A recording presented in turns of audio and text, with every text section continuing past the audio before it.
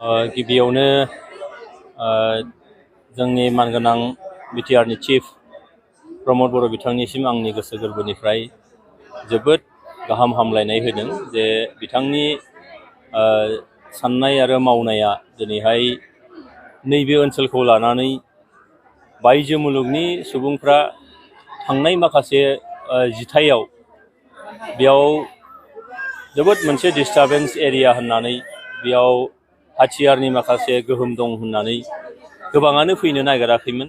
गोबाङानो नैबे ओनसोलखौ लानानै जोबोद मोनसे बांसावनाय जे बे ओनसोलाव थांजाया, बे ओनसोलाव मानसिनि जिउजों लोगोसे धोन सम्पथिनि बेयाव खहा जायो बा खहा खालामो होननाय बाथ्राफोर दंमोन। दिनै बेखौ मानगोनां प्रमद बर' बिथाङा बायजो मुलुगनि भारत आरो गुबुन हादोरनि माखासे सानसुमैफोर जायफ्रा सासेयैनो गाव हारसिङैनो मोनफा मोनफा इन्सटिटिउसन, जेराव सारा मुलुगखौ गोबां फिल्डआव गोबां बिथिङाव बिथांमोनहा मोजां मोनसे पजिटिभ लामा होदों। बै बिथांमोनखौ लिंना लाबोनानै दिनैहाय जोंनि बे बिटिआरनि क'क्राझार बड'लेण्ड इउनिभारसिटियाव गिबि खेबनि थाखाय इन्टारनेशनेल नलेज फेस्टिभेल खुंनानै जेरैहाय बांलादेशनि सासे जोबोद मोनसे सुबुं धोन जाय माने नबेल लरेट बिथां मोहम्मद इउनुस बिथाङा फैदों आरो भारतनिबो गोबां बेबायदिनो माखासे फुंखा सुबुंफोर जायफ्रा दिनै बे नलेज फेस्टिभेलाव फैनानै जोंनियाव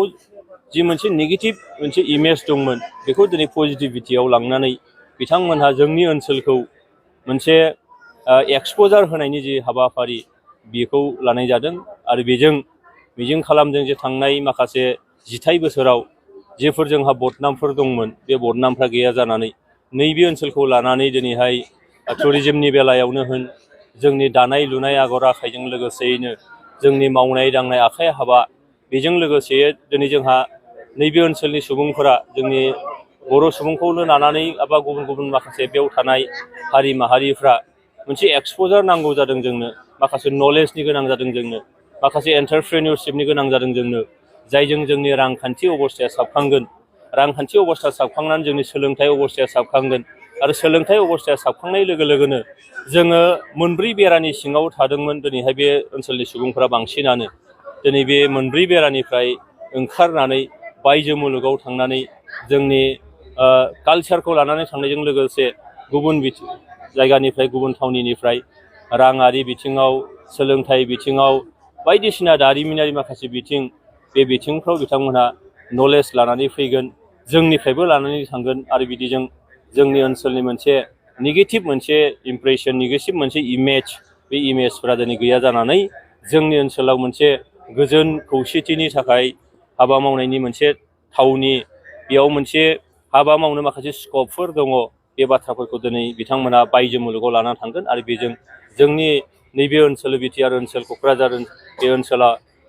मा जागोन जे नेगेटिभ मोनसे इमेजनिफ्राय बारग'नानै जोङो पजिटिभ दिगाव बायजो मुलुगनि सुबुंफोरखौ जोङो हांख्राय हरनानै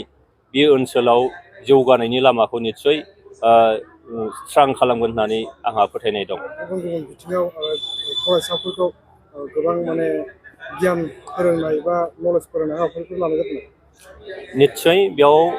गासै मोनद' सेमिनार हल दङ आरो बे सेमिनार हला मैयानिफ्रायनो कन्टिनिउ गुबुन गुबुन माखासे फिल्डआव बेयाव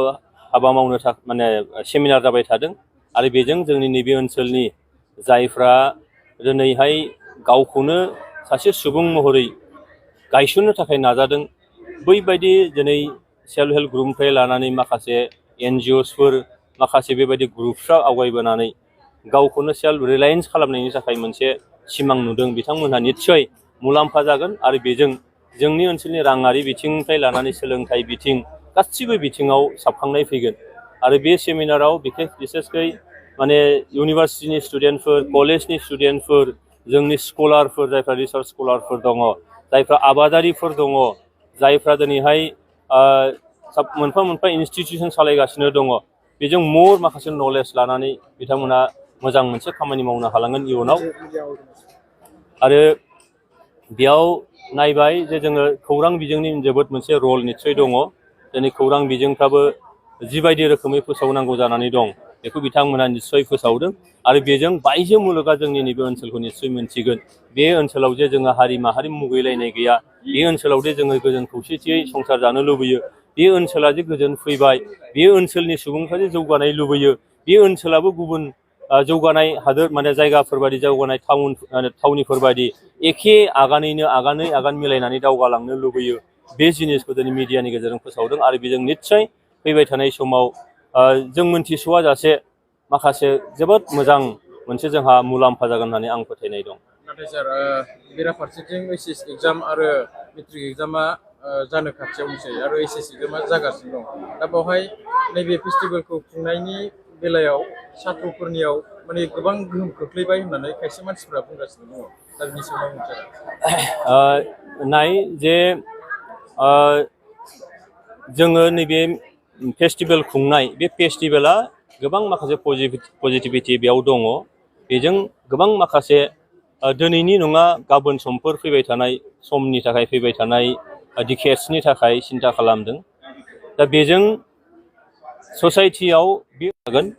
दा बेयाव जों नुदों जे टाउन सोहोराव जायफ्रा फरायो बा टाउन सोहोराव जायफ्रा दङ बिथांमोननि थासारि बे थासारियावबो बिथांमोना जेरै फरायनानै गेदेर गोलाव जादों गावखौ गायसननो हादों दा दिनैहाय बे जिनिसखौ नायनांगौ दङ जे थारैनो नैबे मेलानि गेजेरजों बै जायफ्रा बुंदों जायफ्रा बे बाथ्राखौ लाबोदों